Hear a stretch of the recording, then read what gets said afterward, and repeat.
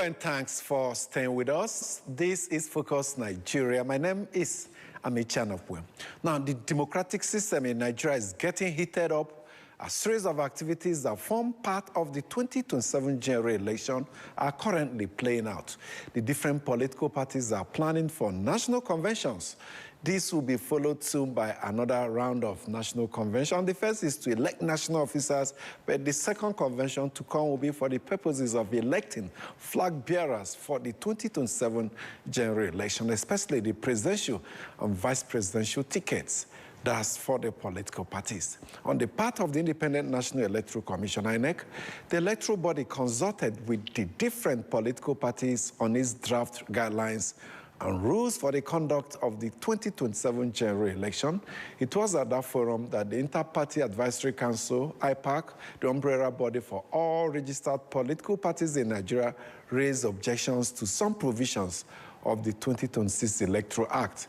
IPAC Chairman Yusuf Dantale particularly faulted the mandatory options of direct primaries or consensus, insisting that the mode of selection of candidates should remain internal affair of political parties. He also criticized the requirement that political parties submit their membership registers, including national identification numbers name, within a narrow window of between April 1 and 21, 2026.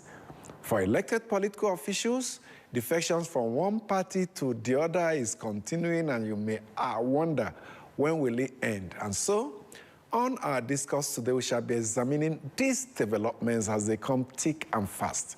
They're happening so fast that you struggle to keep at par with this development. But my guest for today, Dr. Sam Amadi, Director of Abuja School of Social and Political Thoughts, will be breaking them down for you for easier comprehension. But before we meet with him, let's update you with topical national issues. Recall I told you earlier that INEC leadership met with the leadership of the political parties on Tuesday for consultations on its reviewed guidelines and rules for the conduct of the election.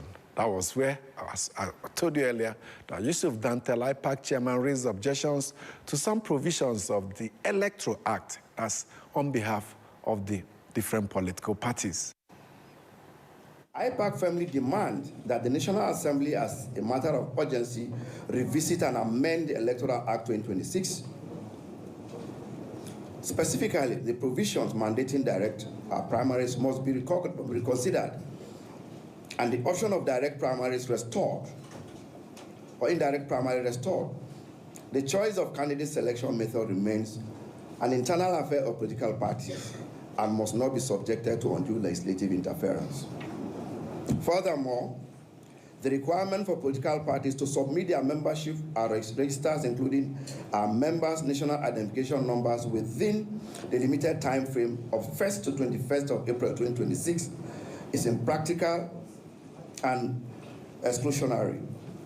This provision risks disenfranchising a large segment of Nigerians who lack access to new registration facilities. In the spirit of inclusivity and participatory democracy, this requirement should be expunged. Equally important is the restoration of the electronic transmission of election results after collation of polling unit. Transition of results to the IREF should be mandatory immediately after results are announced at the polling unit, and no proviso is required. This is a fundamental demand of the Nigerian people and a critical safeguard for electoral transparency. The challenges experienced during the 2023 presidential election serve as a reminder of the risks associated with lapses in this area. The Commission has concluded a clause-by-clause realignment of our regulations and guidelines to ensure that they are not only legally aligned, but operationally in sync with the new acts. It is our hope that these updated guidelines will foster a more transparent, fair, and equitable electoral landscape for all the stakeholders involved. With the Presidential and National Assembly election fixed for the 16th day of January 2027, and the governorship and the state houses of assembly elections fixed for 6th February 2027, we are operating in a compressed timetable as a result of the reduction in the various timelines in the Electoral Act 2026, which demands what I call a surgical precision. Okay, Vice President Kashim Shettima was in Guzo, Zamfara State on Tuesday. His mission was to formally welcome Governor of Zamfara State, Dauda Lawal, who ran away from the PDP and jumped into the APC. Your Excellency, this is the sign of unity, sign of progress. Well, I must confess that I was overwhelmed by the avalanche of people that came out to welcome us to Gusau. It's a testimony to the fact that the governor is firmly on ground, and beyond that, I saw a galaxy of monumental projects, life-changing projects on public works, on infrastructure that has transformed Gusau from a sleepy railway town to a modern city. We are mightily proud of him. He has been part of us. He has been my personal friend right from my days in the banking industry. So it's an realignment. It's a coming back home to the pole of the progressive. He has always been one.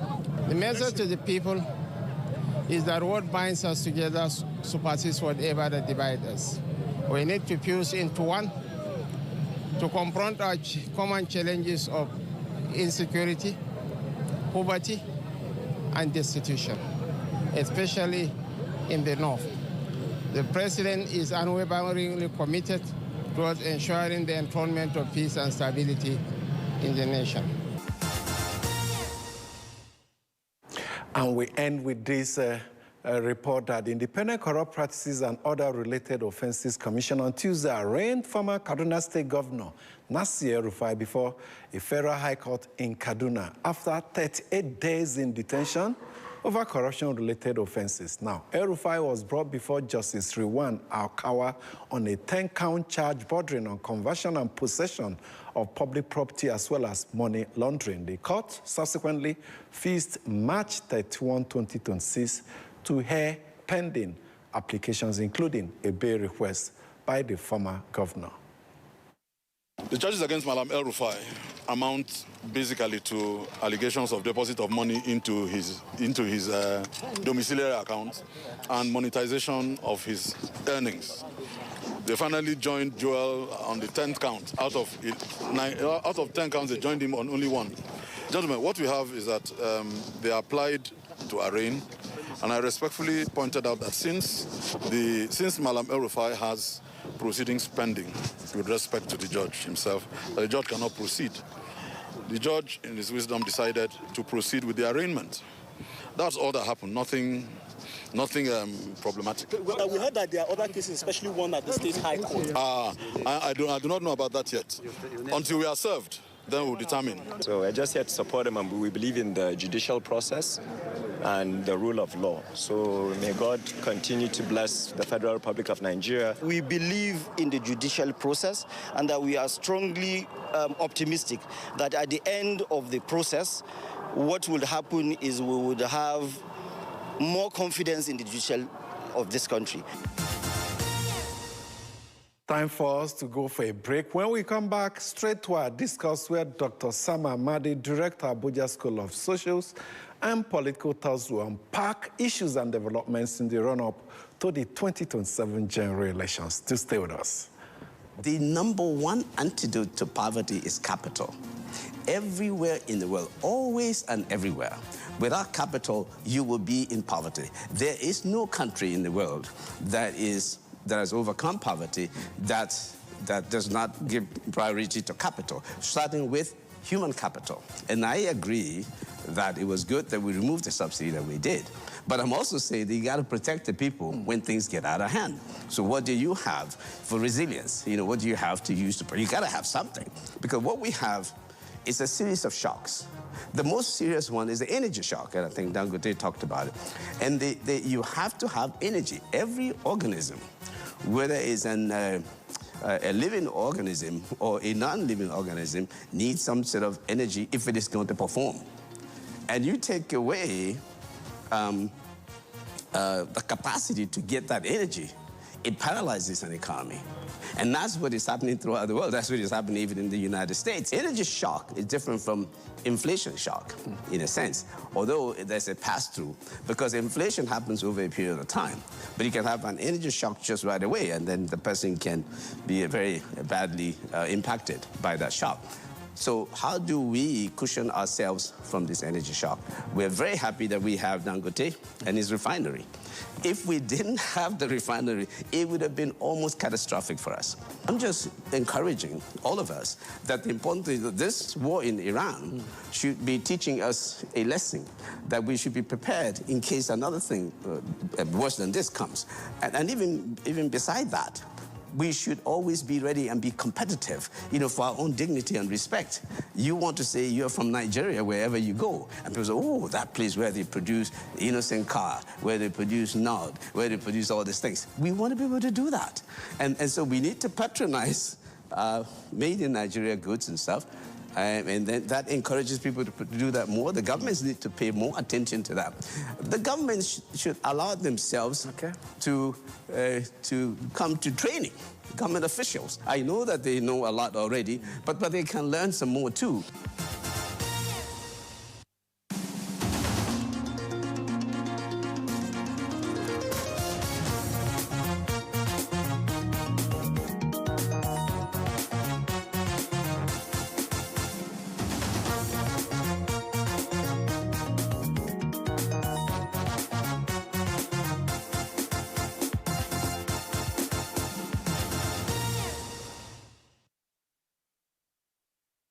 Thank you so much for staying with us. Let's welcome right away our resource person for today, Dr. Sam Amadi, Director, Abuja School of Social and Political Thoughts, joins us virtually. Thank you so much, Dr. Amadi, for joining us.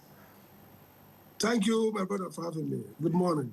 Yeah, good morning to you. I said these issues, developments, events are coming thick and fast, but we'll have to keep abreast of all of them. And perhaps with our session today, we'll try to help our viewers get an understanding, a comprehension of all this as they unfold. Let's start with INEC. Yesterday held a meeting with the different political parties where he shared his reviewed rules and guidelines for the conduct of the election. Now, INEC said we needed to review it to bring it up to par with the new Electoral Act. First, what are your expectations on these rules and conduct for the rules and regulations for the conduct of the 2027 general election? Well, thank you for having me again. I think some good things and some bad things. INEC refuses to learn fundamental lessons. So they continue to talk about guidelines. At the last election, part of the legal crisis arose from the fact that INEC styled or titled its regulation guideline and regulation. And the courts, again, erroneously took the view that guidelines are advisory, they are internal rules, and therefore INEC is not bound to follow them. Whereas regulation, actually, like you've done a book on regulation, are law-like. They are legal, they are equipped, they are as equal as the Electoral Act, only that the Electoral Act has superiority if there's a conflict. So I would expect that INEC would do follow a more rigorous rule-making process, develop draft regulation, publish them for like 48 hours to the public, not just call party secretaries and all those consultations. Now, the stakeholders in election in Nigeria are multiple. One, voters are actually the major stakeholders before the parties. So the electoral rules and INEC guidelines are not just for the consumption of party leadership. Maybe INEC is starting with the leadership of the political parties. Maybe they want to sequence it. See, there's a depth, or a depth rather, of administrative law knowledge in INEC system. You know, there's this idea about consultation. And in Nigeria, we talk about consultant. But if you look at, for example, an example I give you is, if you look at proper regulators, maybe go to INEC or the central bank, their processes are formalized because they understand, and this is because we follow the British common law, or the common law, which is British, but our constitution is American. And if we study American administrative law, the Americans have what they call Administrative Procedure Act that streamlines how every agency makes rules. So what INEC has done is a rule-making process. So you advertise it, you give opportunity for notice and comment, people comment, send their draft, then you take hearing, which could involve some stakeholders, party leaders, maybe some workers in the election field sector, and then you formally enact it as law. Okay, now, so first point is there's need to separate the guidelines, which are communications, internal message of INEC to ease officials on how to get something done. For example, the law says, maybe the electoral law and guidelines says, you should transmit election electronically to the IRF, something like that. Results from polling unit after due process, signatures, and all. The guideline will now address structural process issue to the undertaker, the INEC official or the polling officer says, in doing this, cross-check that the internet is working, make sure you do. Those are guidelines to enable the performance of actions that have been enacted in the principal legislation or provided in the regulation. So lumping them together, create impression that these are, you know, if it works, that's fine. If you feel like do it, that's the first problem. So INEC has to develop a much more formalized, rigorous rule-making process that involves reconsultations, opportunity for notice and comment. Notice and comment, meaning you tell people and they send in comments, like what the leader of the IPAC is saying. Those are things they should put in writing to INEC based on the notice INEC gives. Even if it's 48 hours, they submit it. INEC sits as a commission. And that's the problem. Look, INEC is a commission. What that means is that those commissioners constitute INEC. And therefore, they also need to say, publish their report and say, by rule, by 10 to 5, whatever number, or 10 to 7, 17 members, the commission today voted to approve the draft regulation. Formalization, very important. It's not just a matter of formal, it's also a matter of due process. It's a matter of decisions on record and also inputting wisdom from stakeholders. The second point is also the point that he raised as well, which is that the critical issue that needs amendment and more clarity is around... Yes, we'll get to that, but let's interrogate these rules, guidelines, and regulations for the conduct of the election. Clear enough, you stated it. The Supreme Court has said it cannot equal to a law.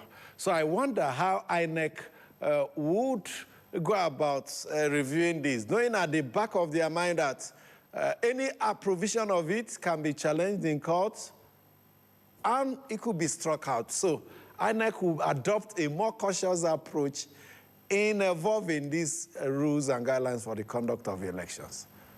That's the problem. And again, it's par incuriam, as lawyers will say.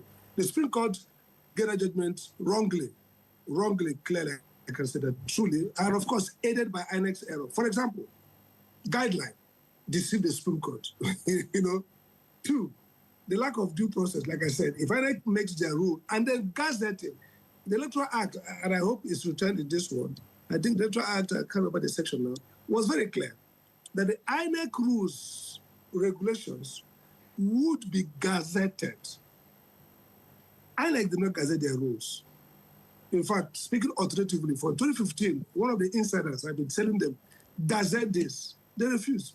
So what does gazette do? So if, and that tells that the law will suppose that INEC... Dr. Saba Amadi, I'm sorry, yeah. we need to take a quick break. This break will help us to just across some of our technical issues there. I will get back to you because it's an important issue you're raising, gazetting these guidelines and rules for the conduct of the election. Once they are gazetted, what are the wider legal implications? We'll continue with that after the short break. There's quite a lot that we can pick from the United Kingdom. As you rightly said, I tend not to call them colonial masters, but people that Nigeria got her independence from in the 1960s. We can say the United Kingdom politically has got the mandate and the ability for them to influence things that happen in Nigeria. And for us, really, as a nation, since 1999 up to today, we are under democracy. But let's look at the situation now that where people are moving from one party to another, which again, let's be realistic, is politics, it's democracy. You can move from any party you desire to another party. People talking about maybe one political system in the country. Let's look at it as well. That is all politics. That to me is very, very important in the Nigerian system, whereby, of course, any governor can move to any other political party they so desire. But there must be a law that when you leave that party, whose ticket? Okay, we are back to Dr. Sam Amadi, and he's making, stressing, so to say, one important part of the process of evolution of rules and conduct for the conduct of the next election. So let's allow you to learn on the issue of a gazette. Okay, so I said the Electoral Act rightly says INEC shall, it didn't say may, shall. That's compulsory. Yes, enact gazette is regulation because it knows that those regulations are supposed to be law. And the effect of gazetting is that they are now legal instruments that you take judicial notice and that formalizes it as law. So if INEC has done that, and if INEC had not put a semantic or a structural problem of guideline and regulation, and of course, if INEC itself was not mischievous, let's not forget that it was INEC that went to argue after it rigged the election. I mean, we have to call everybody out here. INEC, whether by default or institutional arrangement, destroyed the INEC provision. It didn't work. The same INEC went to court to say, well, we're not bound by this. INEC law says, well, it's directed. So the court said, I will agree with you. So it's the same INEC who didn't gazette the regulation. It's the same INEC who's, I don't think it was strategic or to rig election, but their usual lack of rigor in what they're doing. So if it was gazetted, and the proceedable knows, gazetting means the Minister of Justice will gazette it as government notice or regulation, this by this and so on. So it bolsters the legal, status of those regulations. And secondly, really, I think that the Supreme Court gave the judgment wrongly, clearly. I mean, anybody who studied administrative law, you don't even need to be a lawyer. I was speaking with a professor of political science who told me that, look, admin 101 that some of them studied, it's clear. You talk about delegated legislation. Primary, everybody knows about that. That the National Assembly makes law, sometimes because of the dynamics of policy changes, because of the requirement of expertise that they don't necessarily have, they create agencies in the executive branch and give them quasi-legislative power. And so what that means is that they then make laws subsidiarily to what the National Assembly has said. Now, so let's try to practicalize what you're saying, because INEC regulates the electoral system, political parties and all that. Now, for instance, the central bank regulates the monetary system. The 2007 amended Act of the CBN empowers it to do certain things. Then the board of CBN now goes ahead. For instance, they set recapitalization benchmark for banks. If you don't meet this threshold, we will withdraw your license. You have between this period. In fact, the best example is that they set for you the inflation rate. Now, inflation rate is a law. If you charge more than that, the interest rate is a law. If you charge more than interest rate, you've committed offense. Even NEC, when I was chairman of the Regulatory Commission, we set up tariff. Tariff is a law. In fact, somebody charged more tariff for some people in 2004, reported the EFCC, and was supposed to prosecute him for crime because it's a law that NEC makes subsidiarily based on the power delegated to us. So it was really elementary that, I'm surprised that the court will say that when INEC makes a rule on how it will conduct election, and parties rely on them, and INEC does not do what it ought to do, which the legislator authorized it to provide a mode for doing, which it went through a process and provided that mode, that this is the mode they will use. INEC is at liberty to shunt that mode and take a different mode to now do something different. That's blunder. But be it as may, like I said... But any interested citizen or political party or group or organization can challenge these delegated legislative powers if it does not fall in line or flow from the primary source of legislation. That's the law. That is why, exactly, that's why the first rule of judicial review of delegated power is legality. Have you stuck to the extent of the power? And again, to just make it stronger, the Constitution, the alteration done in 2010, makes INEC the only agency in the country whose rules and regulations are not subject to executive or legislative review. So the Constitution says that INEC shall make regulations, and those regulations shall not be subject. So whereas the legislature can make a law that says before INEC does something, bring to us for review, it's permissible under parliamentary procedure. But for INEC, they cannot. The president cannot. So INEC regulation was already protected by the Constitution, protected from executive review.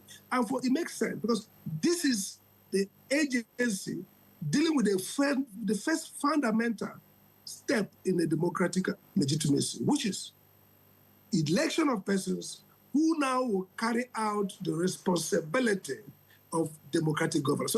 So the foundation is we elect people, authorize them as governors, as president, as legislators, who now go, this is the ABC of democracy, who now go and make rules, enforce them on our behalf. So the Constitution rightly says that the agency that will do that should be exempt from any administrative legislative review of its party. So if INEC acts according to that power donated to it by both the Constitution to make rules, and more specifically by the National Assembly to make rules on the mode of transmission, the ought shall yes.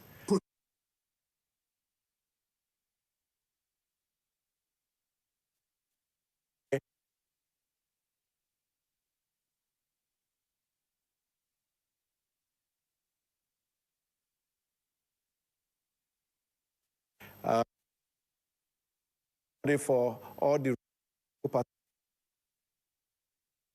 to saying the Electoral Act was faulty in stipulating timeline for how parties should submit register of voters to INEC, and they said INEC shouldn't get involved in their internal affairs. But that's what the Electoral Act says. The law is the law until it's challenged in court. Well, I don't think there's anything theoretically wrong with a law in terms of imperfection. If the law requires that you should submit your list, I wouldn't say it is illegal, unconstitutional, no. But I think that the logic is right. The logic is putting across that we should not regulate the internal management of the parties in terms of selecting how they want to do a particular thing. I understand the history of fraudulent primaries. And so what I think is right is that the law may provide, for example, direct primary. I don't agree with them that providing for direct or indirect actually violates the theory of legislation or in any way violates democracy. So now, it remains to be seen the extent of violation, because those that are supportive of this law have said it draws this strength from Section 228 of the Constitution, which clearly mandates the National Assembly to make laws for the conduct of party primaries. I totally agree with that. It's also wrong legally, wrong in its legality. But the argument we can make then is this. INEC should, and I believe that I was saying that, I argue that democracy should be regulated. INEC should not just say, submit, do direct primary. Has INEC, invoking its power as a party regulator, issued guidelines again or rules on how it should be conducted? For example, Yes, direct primary. What are the fundamental benchmark INEC could be looking at, for example, to guarantee democracy? One of them is submission of membership voter. Now, the idea here is simple. If you say you want direct primaries, you want members of the parties themselves to directly elect their candidate. If there are no verifiable register, it's difficult to say that the people who turned out in the stadium, let's say in Owerri, to elect the Labour Party or ADC or APC or PDP governorship candidates or senatorial candidates for the election are party members. There are no guarantee that people will not carry APC people. If you look at the US, for example, there are some jurisdictions where they do open primary, which means whether a PDP or NRC, whether a Democrat or Republican or Independent, you can register to vote for that primary. So registering to vote in primaries is a good thing. It's part of establishing the validity and the due process of that primary. So if you say, oh, don't ask us to membership, then how do we know the party members who have elected A instead of B? So there are two things here. The theory of justice for democracy, internal democracy, is that party members are free to come together. The Constitution guarantees the freedom of movement. So you can choose any party you like, but when they come together, an issue of justice intimacy among themselves arises. I want to be sure that when we say my party, Party X, presents Amechi as our candidate, I want to be sure, really, that we actually present Amechi. INEC is not going to tell you who to present, but INEC wants to be sure that Amechi was elected through due process by the will of the party members. So this process is an important one that should be deepened, not just saying, give us membership register, but also provided some fundamental checklists that INEC officials will use to verify returns when these parties... Of course, INEC is usually invited to send its officials to monitor these primaries. I wonder don't forget, the steps and the processes they will be taking, going through when they do it. They don't have. Listen to me. You know, Akwa Ibom, Ababio, crisis between former REC, our friend, and the national commissioners. What happened? They went, he didn't participate in the primary, even though it was delegate-based. He gave a report that this person won. Later, the party said, no, that didn't happen. Did another one, and said Ababio won. And then the question was, the REC says, no, the one I supervised is the right one. They say, no, you're not a commissioner, you're a REC, because of story. So INEC has to also, the problem with this election is that INEC itself has no clarity about its own functions, rules that everybody knows. So if INEC is going to send somebody to monitor, what's that person looking for? We should know. The party leader should know what the threshold for a valid direct primary. They should know. That's part of what these regulations should provide clearly. So that when you, as a journalist, is reporting that Sam Amadi defeated Amechi in Owerri, and the party is saying, or some party people hijack the process, and then INEC says it is now Amechi won. Somebody will be able to say, on what basis? So the rules are not just to burden process. It's to create orderliness, clarity as outcome. And that's the problem why Nigerian political process is mired in indeterminacy. We don't know who owns the party. We don't know whether it's Wike PDP that's the one. We don't know whether it's short indeterminacy because we have an aversion to clarity in rules. Clarity to say, when A, B, C happens, the answer is D. If a primary, this is how a direct primary is conducted, and as expectation, and people attend, knowing what to expect, knowing what when a win occurs, just like game of football. Before we go to the 90 minutes, we already know who wins. The guy who has scores win. We know, generally knows what is a good goal. We generally know what the referee does, that the referee will determine, make calls as to foul, penalties. We don't just finish the match, and then we don't know whether the ball that went over is the goal. So somebody hits 5 kicks on top of the goalpost, and then 2 enters. Another side hits 5 into the net and 2 over. And then they not tell that actually the winner is the one is over the bar. That's the goal. Therefore, no, we know that when it enters the net, we know that the referee will decide whether that's offside or whether that's penalty or whether that's a kick. So all this makes the game of football clear and easy to predict. So people will know who has won, even though you need a referee, you need FIFA, or you need FA to now say... like CAF appeal committee has done with the last AFCON. Exactly. So the problem with that point is that the rules don't go far. They're not clear. So it's okay, do the primary. How? What are you going to look at, INEC, when you said... And they create the opportunity for corruption and bribery. I mean, I had an encounter with road safety today. The same thing everywhere. And they said, look, this person committed offense. It's okay. What's the charge? Book the person. Evidence. You want to go and beg Oga, talk to Oga. Once you talk to Oga, there should be clarity. So if you don't want to make a crime, don't say it's a crime. If there's no rules that says X is a crime, don't provide the rules, provide procedure, clarity. Now, for the different political parties, if they use direct primaries as a means of choosing their candidates, for instance, presidential election, I know in the US, you need to win, these primaries are done on state basis. Now, do we do it on state basis here? Is it the plurality of states that should determine on number of vote cast in each state of the federation as a total? Is it now left for the party to decide? Or is it where they can draw influence from the electoral? And of course, it's silent on it. It's just prescribed direct or consensus. If they use direct, what should the party do in this regard? Now, you're putting your finger on the problem. Now, in the US, for example, there are states that do caucusing. It's clear what that means. It's clear. So they say Biden has won the caucus in Iowa. It's a caucus. They know the delegate votes that come from it. They already know those who do primaries, the delegate vote. In some places, only registered Democrats vote. In some places, only those who go to the caucus those go to caucuses, the whole caucus go. So everything is clear. So what I'm saying, you can take any option you like. So you ask a good question. In Nigeria, for example, the only time we tried something called the direct primary was shambolic. Was the last time Buhari won the primary of APC, and about 40 million votes they claim. And what that means that they will come and say, Akwa Ibom, 2 million.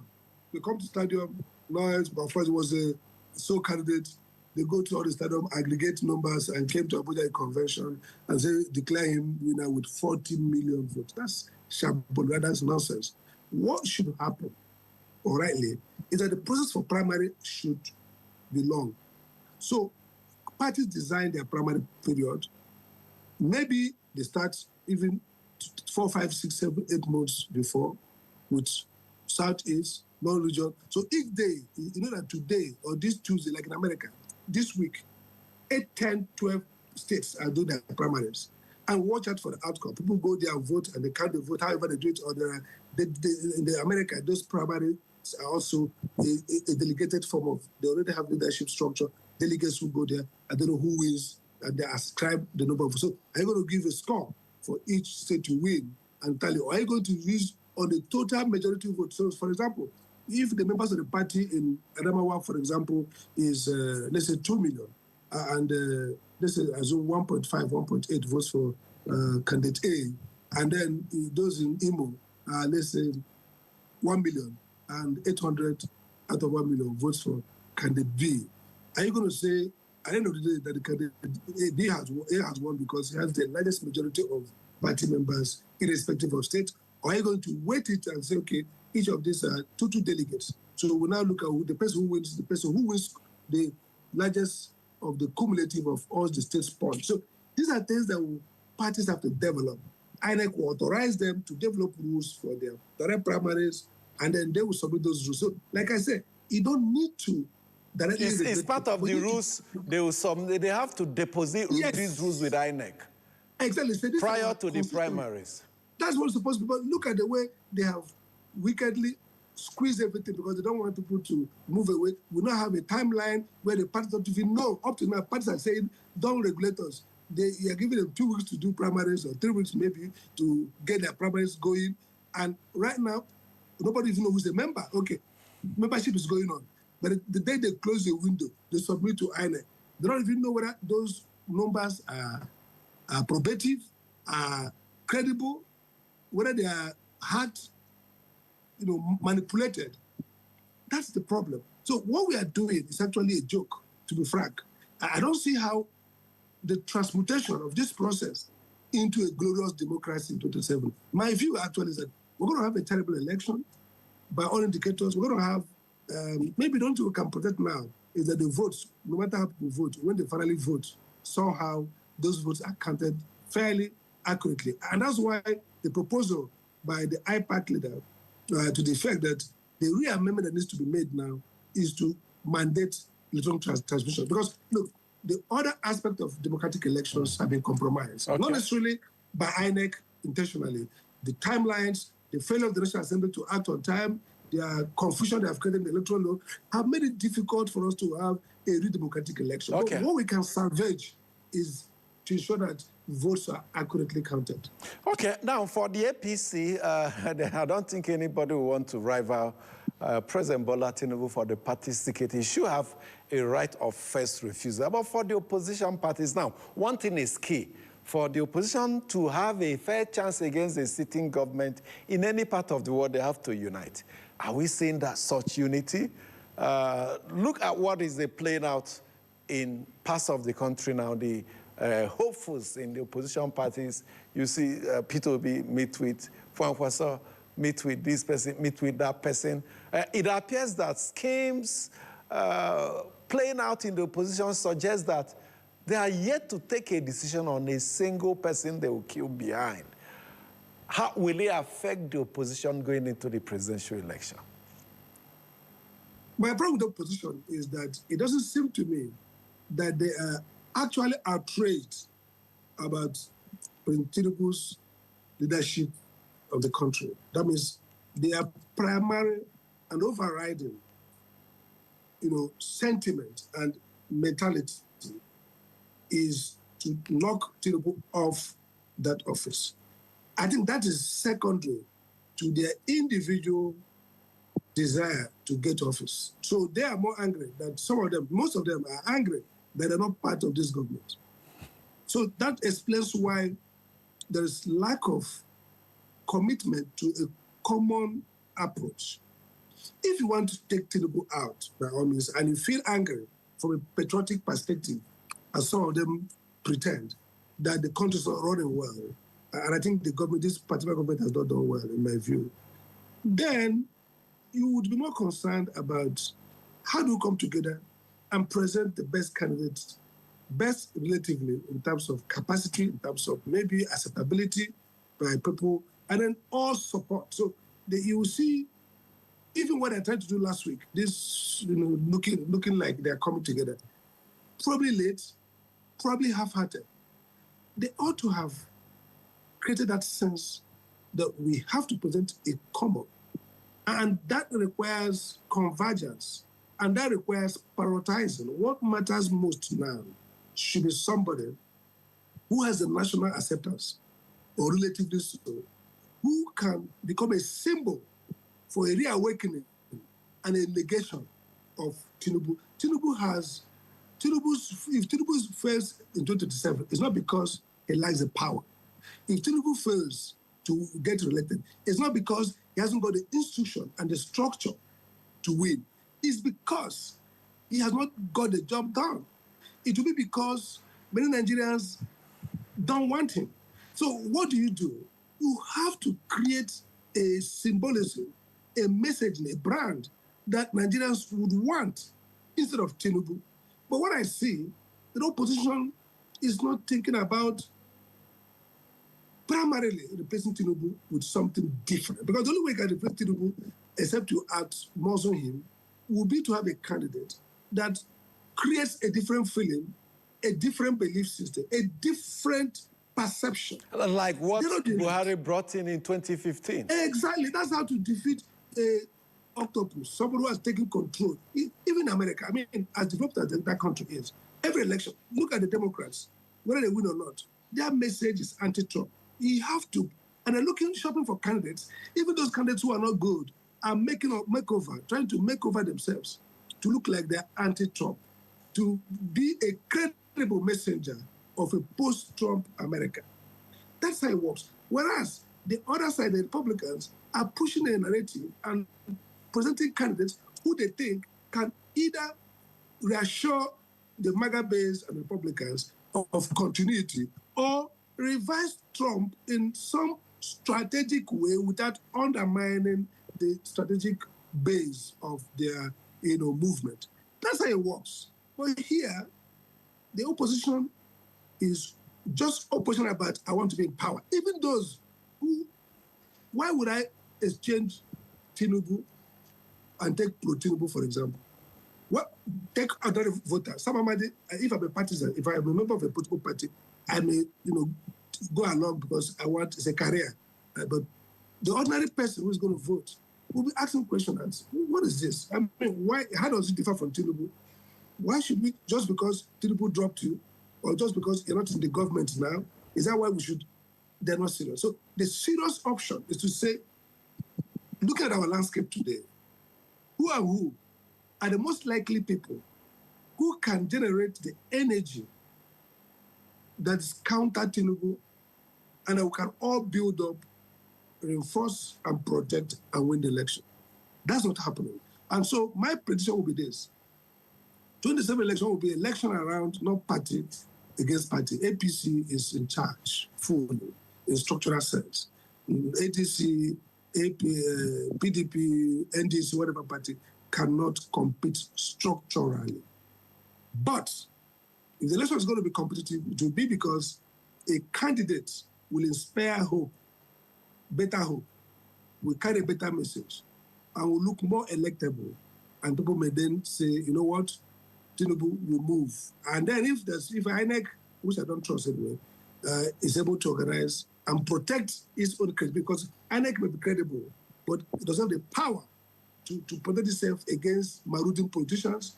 So far, I've not seen something that gives me hope that the very respected professor would have the muscles, the courage, and the disinterest, the neutrality, the moral strength to fight a very criminalized electoral system in Nigeria. I don't have that faith. Okay. Some other persons may disagree with you. So will you join the ranks of those saying that this election is for APC to lose the presidential election? I think that this election is for the opposition to lose, and they're losing it gradually. Because, look, the government ought to be voted out. I'm not talking because of Tinubu or no, but if you look at the indicators all over the world, economy is bad, tanking. They may tell you, oh, the policy is good, yes, but impact is not good. Governors are here, respected governors, people like owe to them, saying, well, the removal of subsidy is good, great idea. They may be right in their own textbook of economics, but the people are hungry than they were before. The people are depressed than they were before. The people are sicker than they were before. And therefore, their vote will be the economy is not working. Security. The people are more insecure than ever. Nigeria has gone back to number 4. We used to be number 4 in the heydays and we'll keep moving to 6, blah, blah, blah. But we're now number 4 most terrorized country in the world. And daily now, they used to taunt us that, oh, when Jonathan was there, because of 1 or 2 bomb incidents, they said, oh, we are beating off APC, we are beating off that trauma. And now we are seeing kidnapping, we are seeing bomb attack. It's no longer one place, it's now scattered. Kidnapping everywhere. So insecurity is real. The people would know that they are not insecure. So the people are not likely going to, short of pessimism, short of inducement, short of coercion, and no option existing, they will not willingly, happily, I can predict, vote for the government to continue. It never happens anywhere in the world. People don't vote for government if the indicators are bad. But what happened is this. Because most of the voters are trapped, what I call captive voters, who are voting according to blocks. Our uncle, who is in APC or who is in PDP, say we should vote, you go and vote. So you're going to see maybe Tinubu win back election. But the biggest thing that will help Tinubu win is a conflict in the opposition party. Ethnic religious conflicts. They don't want this ethnic person to emerge or this religious person to emerge. South will not vote for A, North will not vote for B. And the inability to really make a choice on a person and all come together and protect that person. If they do that, they will surely defeat the ruling party. Well, first, these parties have to have a clear direction in terms of who is their leader. PDP's problem, leadership problem now resolved. ADC, that some people thought had already scaled defense, still has cases in court over leadership and others. So they need to, at least in the first instance, handle this problem before they come back to the wider general election. You're right, and that's one of strategic thinking. So, for example, when I talk about the opposition, I don't mean party, unfortunately. I mean, PDP, like you said, is waiting the white throne judgment or the last day judgment, whether the Supreme Court or whoever will carry the carcass and give Mr. A or B. So ruled out. Labour Party with P2B out of it is going to be a small show. You know, they may do well, maybe IBR wins, blah, blah, but a small show, definitely. The real thing is this. But Atiku Abubakar, a leading opposition, P2B, David Mark, Rotimi Amechi, Senekidis, all these guys, Seima Kinde, all the guys who say, we are not happy. If they come together and take a party, even if it's not ADC, and move to, let's say, NDC, that looks like a fresh party, I'm just giving you a strategic thinking. If they all come together, they will win. The winning is not, and they choose the right candidate, the winning is not because of party. Like I said, there's no party today that's strong enough to contend party versus party with APC. It's a good thing. It's an asymmetrical warfare now. You are going to go with a candidate, with a name, with a hope, with a message.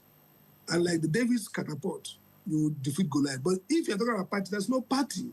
The only party that has space now that's occupied everywhere is PDP, what you call APC PDP, which is the Wike as adjunct of.